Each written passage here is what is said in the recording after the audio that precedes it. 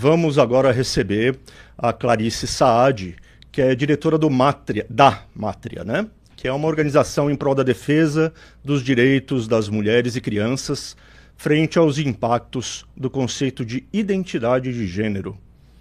Vamos entender o trabalho da Mátria e como esse trabalho vem sendo alvo da deputada Érica Hilton, sempre ela.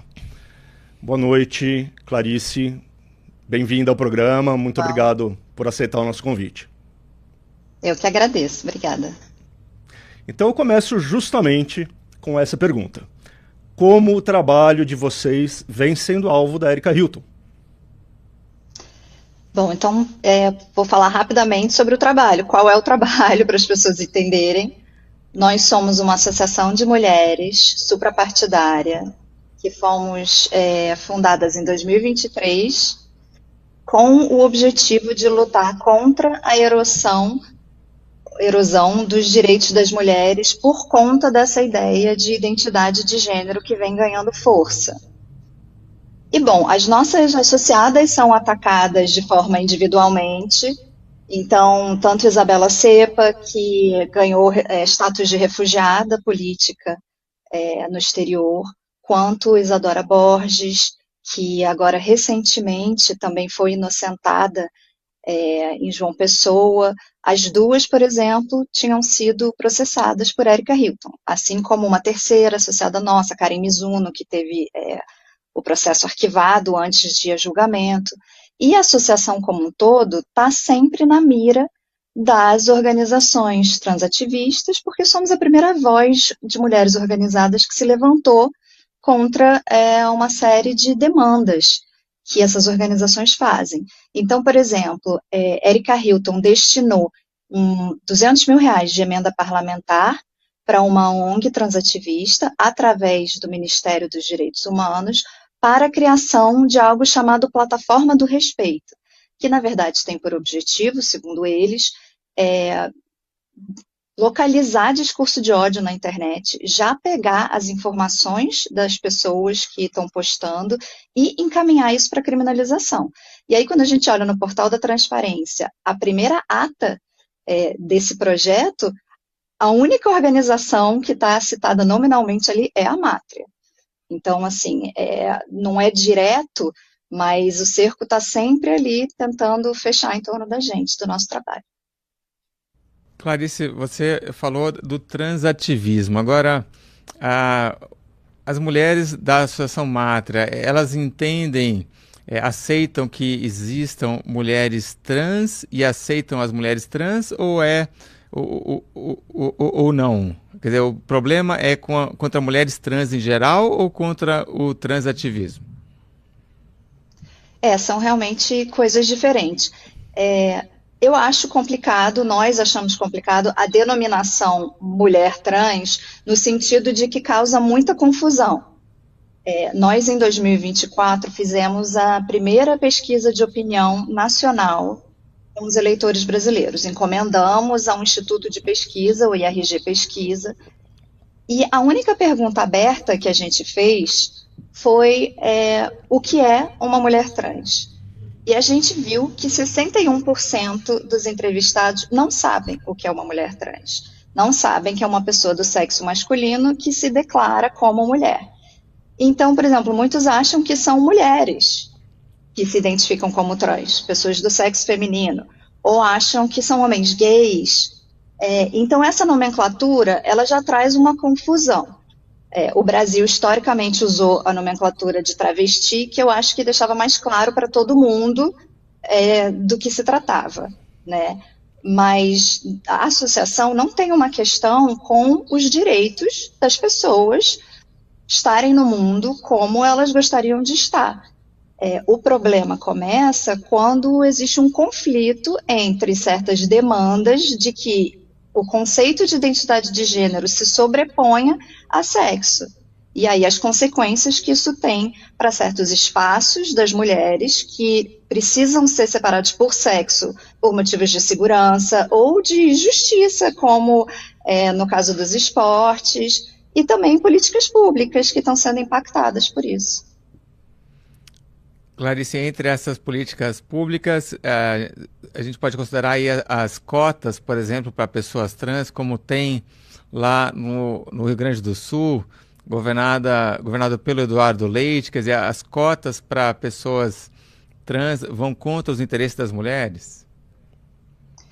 Olha, o problema das cotas é mais abrangente até. Eu acho que ele é um problema para todas as populações que já são alvo de cotas legalmente, porque em alguns casos as cotas para trans, apesar de não estarem na lei, estão comendo por dentro das cotas legais, então as cotas raciais, sociais, indígenas, quilombolas, PCD.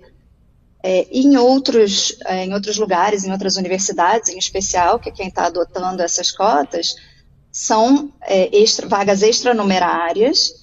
Mas, de toda forma, nós estamos falando de recursos limitados que uma universidade tem e que está alocando para essas pessoas com base simplesmente na autodeclaração, sem nenhum estudo que comprove que, de fato, é uma população que precisa dessa política. Então, é grave, assim. A gente vem lutando há muito tempo, por exemplo, por políticas para mães que estão na universidade. E nunca se parou para olhar para isso. E, então, é uma escolha de destinação de recurso e de política para esse outro grupo, sem, na nossa compreensão, uma base sólida para isso. Por que você acha que aconteceu isso? Ou seja, as demandas de mulheres por intervenções como essas, tem um espaço para deixar os filhos quando eu estou na universidade, ou mesmo as creches, né? Um problema antigo começou a ser resolvido no Brasil faz pouco tempo, né? Por que essas demandas todas não foram solucionadas antes de se começar a dar atenção às demandas desse outro público?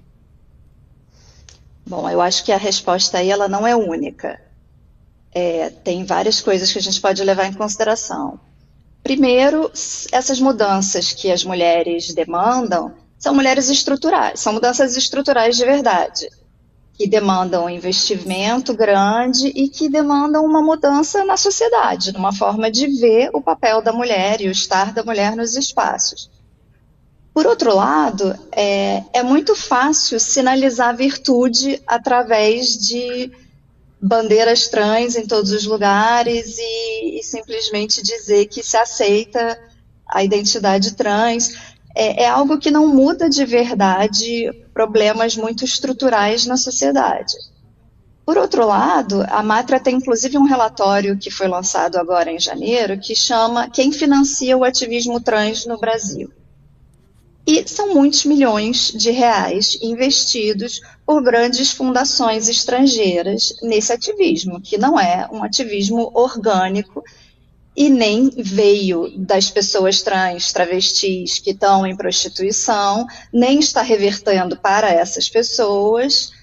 É um tipo de financiamento que nem sempre as demandas mais orgânicas das mulheres têm.